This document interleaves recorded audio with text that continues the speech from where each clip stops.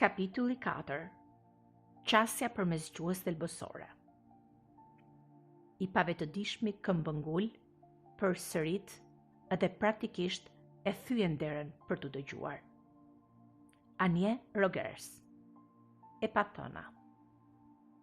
Kur fragmentet të traumave të kaluara mbeten të pashëruara, ato vazhdojnë të jetojnë brenda nesh, duke lënë nga pas gjurmë të dukshme dhe të padukshme.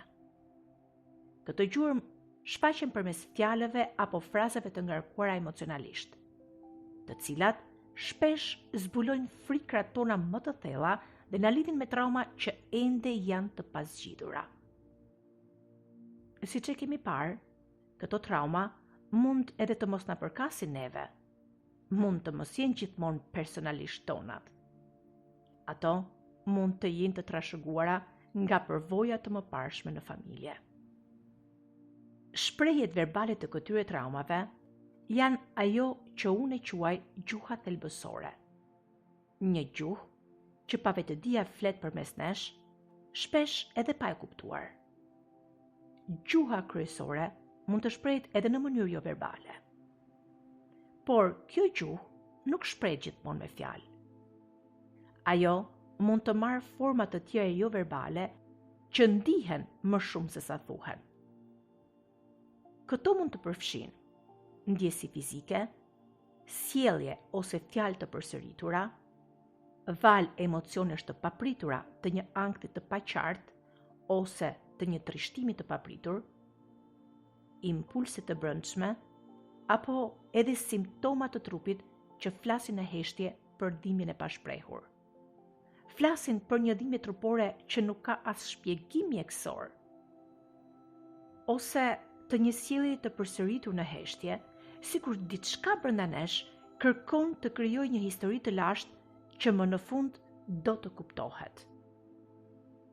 Është gjuha e shpirtit që nuk ka pasur mundësi të flasë ndryshe. Dhe megjithatë, ajo vazhdon të kërkojë dëgjuesin e saj. Kjo gjuhë mund të shfaqet përmes fjalëve të thjeshta, por të ngarkuara me ndjenjë.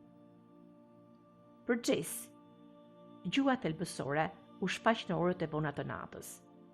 Ai zgjohej në 3:30 të mëngjesit, me trupin që i dridhej parë syje në një mënyrë të pashpjegueshme dhe me një ndjenjë frike të brendshme për të rënë sërish në gjumë.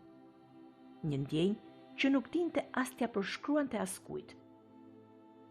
Ishte sikur trupi i tij kujtonte diçka që mendja e kishte harruar. Ndërsa Gretchen e përjetonte këtë gjuhë ndryshe. Ajo e përjetonte në formën e depresionit të thellë, të dëshpërimit, të ankthit edhe të dëshirës për të zhdukur, për të avulluar vetveten nga pesha e dhimbjes që ndjente pa e kuptuar sepse.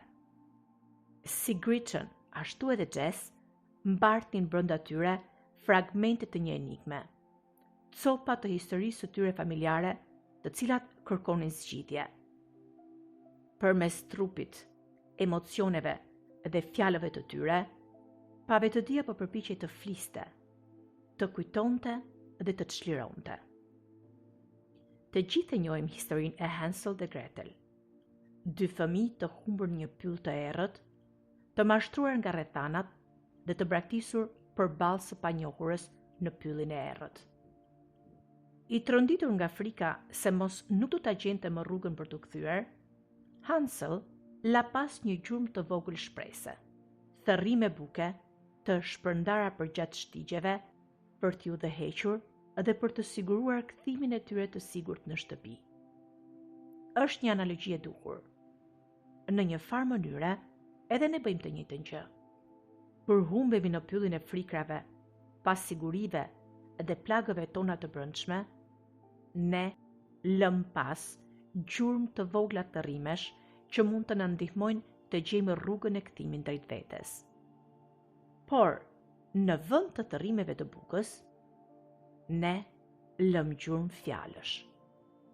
Fjalë që në dukje zakonisht mbartin brenda tyre energjinë e pavetëdijes, zërin e historisë që ende kërkon të dëgjohet. Fjalë që kanë fuqinë të na kthejnë në rrugën e duhur. Këto fjalë mund të duken të shpërndara, të rastësishme, ndonjëherë edhe pa kuptim. Por në të vërtetë, ato janë të dhëna të çmuara, janë copëza të brendshme që pa vetëdia jonë na i ofron për të na udhëhequr drejt të vërtetës. Kur mësojmë t'i vëzhgojmë, t'i dëgjojmë edhe t'i lidhim me butësi, ato fillojnë të formojnë një shteg të brendshëm, një rrugë kthimi drejt kujtimeve të harruara, emocioneve të pashprehura dhe drejt qetësisë që kemi humbur dikur. Në fund, kjo është një gjuhë e përbërë nga fjalë, ndjesi dhe kujtime, që ashtu si thërrimet e vogla të Hanselit, na drejtojnë ngadalë drejt dritës së shtëpisë sonë të brendshme. Ashtu si këta dy fëmijë në këtë përrall, edhe ne ndonjëherë endemi dhe humbasim thellë në pyllin ton të brendshëm të mendimeve dhe ndjenjave tona. Humbasim aq shumë sa edhe ideja për të gjetur rrugën e kthimit në shtëpi na frikson. Në vend që të ndjekim gjurmët e fjalëve, të cilat mund të na çojnë drejt vetes, shpesh i drejtohemi rrugëve të shkurtra. Edhe kështu, mund të gjejmë veten duke u drejtuar medikamenteve, ushqimit, duhanit, seksit apo alkoolit, ose humbasim në aktivitete të pakuptimta. E siç e dim nga përvoja personale, këtë rrugë janë gjithmonë rrugë qorre. Ato kurrë nuk na çojnë atje ku kemi nevojë dhe atje ku duhet të shkojmë. Ne shpesh nuk e kuptojmë se grimcat e gjuhës sonë të brendshme, ajo gjuhë thelbësore që flet përmes nesh, është kudo e pranishme rreth nesh. Ato jetojnë në fjalët që themi me zë të lartë, në ato fjalë që thuhen në heshtje, ose edhe në ato të cilat mbeten të pathëna. Ato ekzistojnë edhe në mendimet që përsëriten vazhdimisht në mendjen tonë, si të ishte një alarm që nuk ndalet. Megjithatë, në vend që t'i ndjekim këto fjalë për të kuptuar ku duan të na çojnë, shpesh mbetemi të bllokuar, të magjepsur dhe të pushtuar nga ndjesia e fortë që ato krijojnë brenda nesh. Kujtesa e pavetëdijshme.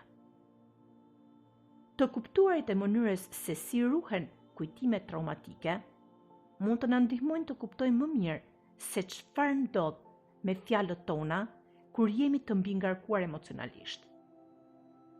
Kujtesa afatgjatë zakonisht ndahet në dy kategori kryesore: deklarative dhe jo deklarative. Kujtesa deklarative, e quajtur gjithashtu kujtesë eksplicite ose narrative, është aftësia për të kujtuar me vetdije fakte ose ngjarje. Kjo lloj kujtese ose memorie varet nga gjuha për të organizuar, kategorizuar dhe për të ruajtur informacionet dhe përvojat që më vonë do të bëhen kujtime të rikuperueshme. Është si një libër, të cilin mund ta marrim nga një raft sa herë që duam t'i referohemi një ngjarje nga e kaluara. Kur jemi në gjendje që t'i shprehim përvojat dhe ngjarjet tona me fjalë, ne mund t'i kujtojmë ato si pjesë të historisë sonë personale. Kujtesa jo deklarative, e quajtur gjithashtu edhe kujtesë implicite, sensorimotore ose procedurale, funksionon pa përfshirjen e kujtesës së vetëdijshme. Kjo lloj kujtese na lejon që të përdorim automatikisht njohuritë, aftësitë dhe gjithçka që kemi mësuar më parë, pa pasur nevojën që të rimësojmë hapat. Për shembull, kur ngasim një biçikletë, ne nuk kemi nevojë të mendojmë për rendin e veprimeve që duhet për të bërë që biçikleta të ecë përpara. Trupi ynë i di tashmë ato. Rezervuari i pavetëdijes. Rezervuari i madh i pavetëdijes son duket se përmban jo vetëm kujtimet tona traumatike, por edhe përvojat e pasqytura traumatike të paraardhësve tanë. brënda kësaj pave të dije të përbashkët, duket sikur ne ripërjetojmë fragmente të kujtimeve të një pararsi, dhe shpesh i përjetojmë ato sikur të ishin tonat. Edhe pse studimet me minj, që kemi përmendur më herët, ofrojnë disa përvoja se si traumat mund të kalojnë nga një brez në tjetrin, mekanizmi i sakt i këtij procesi tek njerëzit ende nuk është kuptuar plotësisht.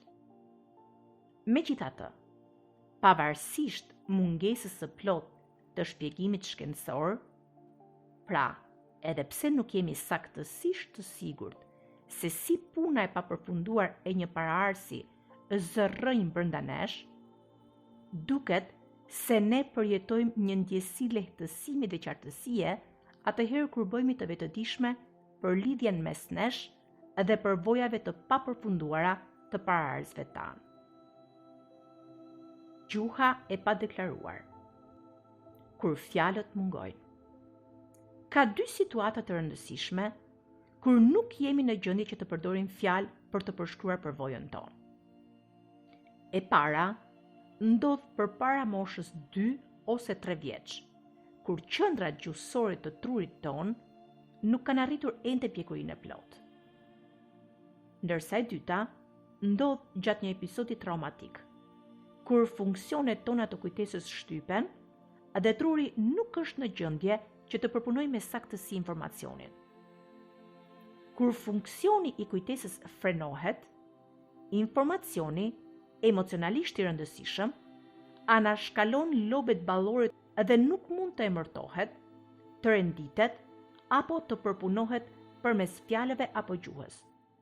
Ashtu, sikurse e përshkruan dhe Bessel van der Kolk.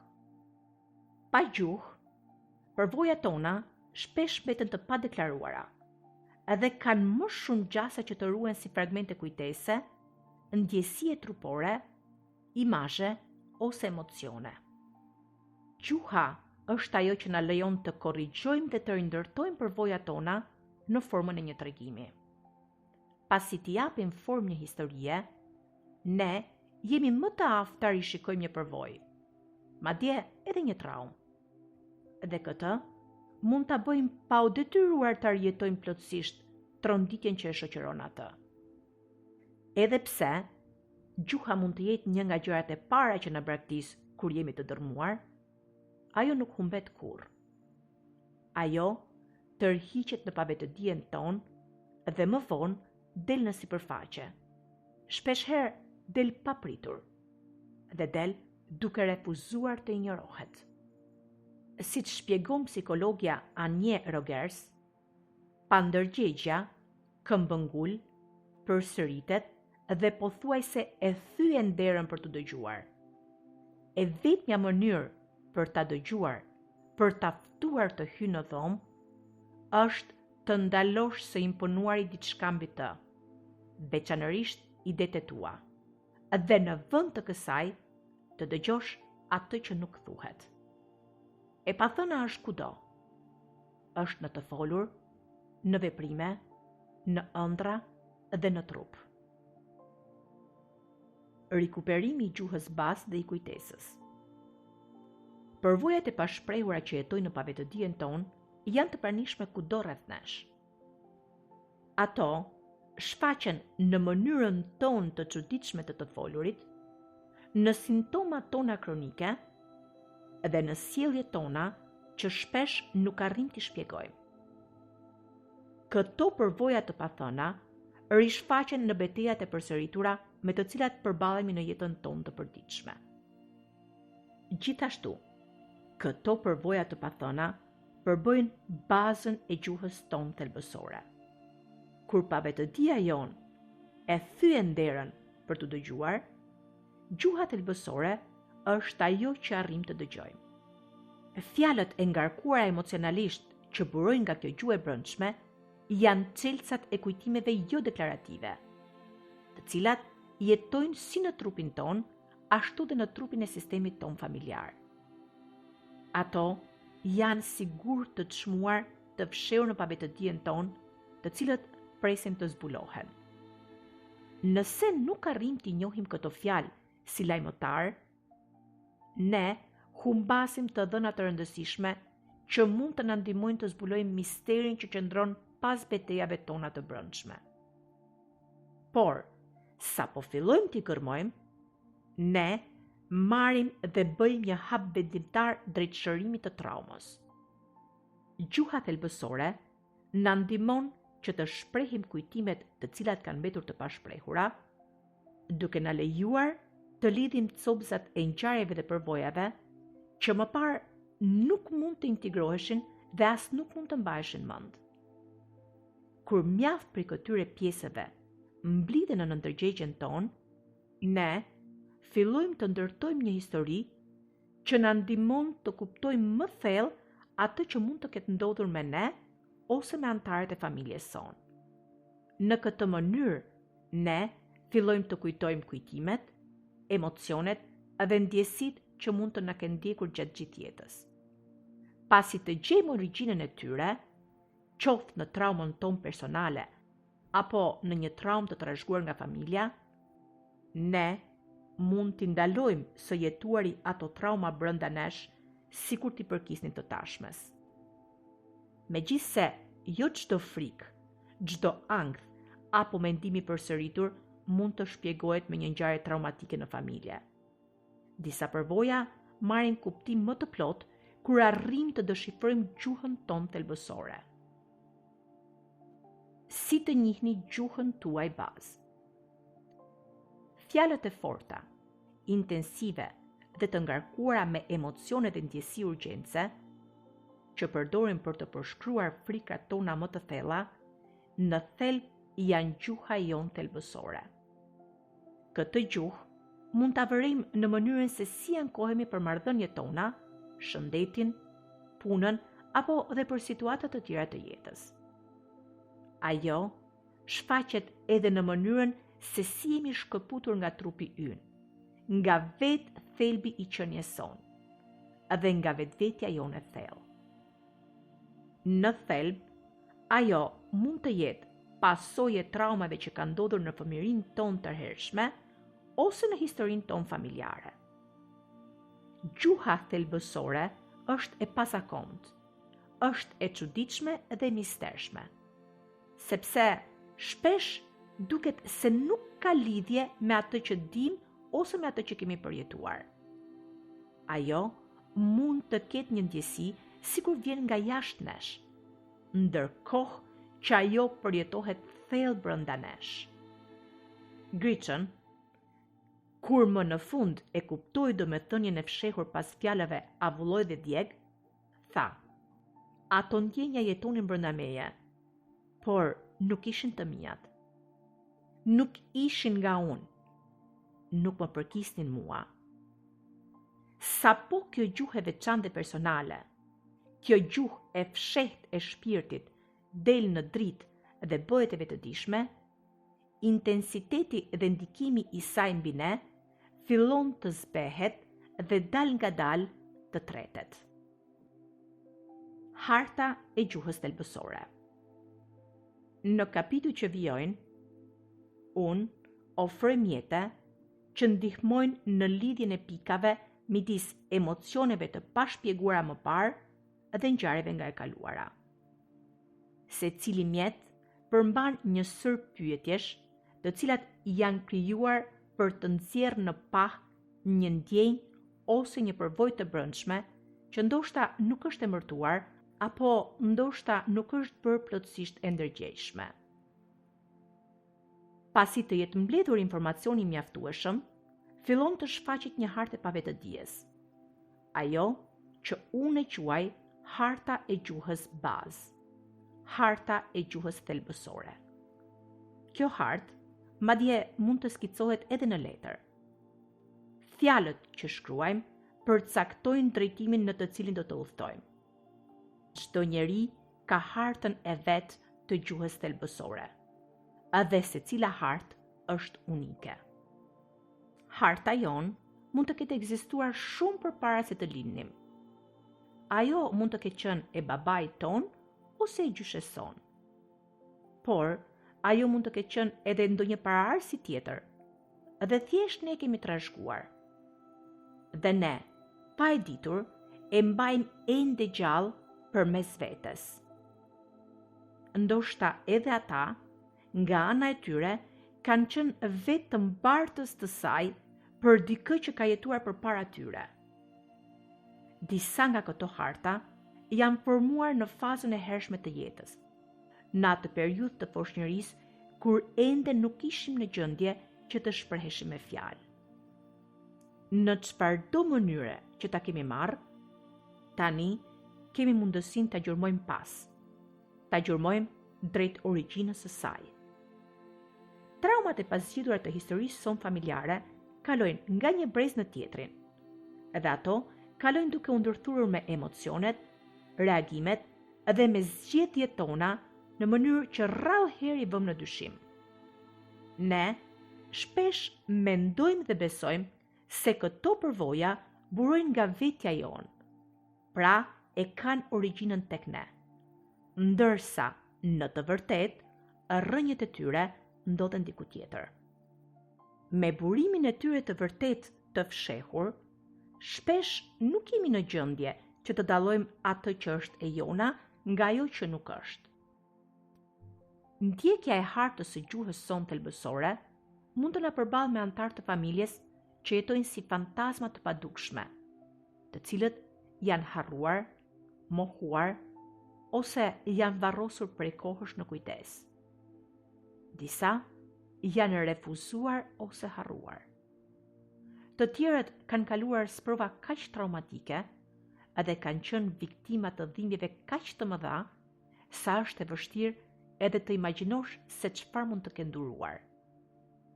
Por, kur i gjejmë, ato çlirohen dhe bashkë me ta edhe ne. Historia jonë prej të zbulohet. Fjalët, gjuha, harta, gjithçka që na duhet për këtë udhëtim, ndodhet tashmë brenda nesh. Në kapitullin e 3, përmenda kërkimet më të fundit shkencore që tregojnë se si mjetet të tilla si vizualizimi mund të krijojnë rrugë të reja nervore në tru dhe madje të ndikojnë pozitivisht në gjenet tona. Tani është koha që të zbatojmë ato që kemi mësuar. Në kapitujt që vijojnë, do të gjeni ushtrime të cilat synojnë që t'ju ndihmojnë të dilni përtej kufizimeve të mënyrës së zakonshme të menduarit. Këto ushtrime janë krijuar për të trazuar sipërfaqen në mënyrë që rrjedhat më të thella të pave të dijes të mund të fluskojnë dhe të ngrihen në sipërfaqe. Çdo ushtrim bazohet dhe ndërtohet mbi atë që e paraprin.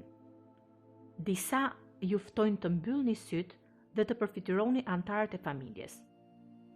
Të tjerë kërkojnë të ndjeni më të lidhur me ndjesitë e trupit tuaj. Ndërsa në disa raste, do të ftoheni të shkruani përgjigjet e pyetjeve të cilat janë krijuar për t'ju ndihmuar të zbuloni të dhënat e gjurmëve të rëndësishme në gjuhën tuaj thelbësore. Është e domosdoshme që të mbani pranë një stilolaps dhe një fletore, në mënyrë që të mund të rishikoni lehtësisht përgjigjet tuaja teksa përparoni. Nga përvoja ime, duke punuar me këto ushtrime, ju do të thelloni njohjen e vetes dhe do të zbuloni më shumë për historinë tuaj të brendshme. Nuk ka përgjigje të sakta apo të gabuara. Ka vetëm zbulime. Lëreni kuriozitetin që të jetë udhërrëfyesi juaj ndërsa ju udhëheq në një proces që për shumë njerëz ka qenë rruga drejt shërimit dhe çlirimit. Miq të dashur, përpara se të vazhdoj me kapitullin tjetër, do të doja të kuptoja nëse jeni të interesuar që ta vazhdoj apo jo këtë lexim.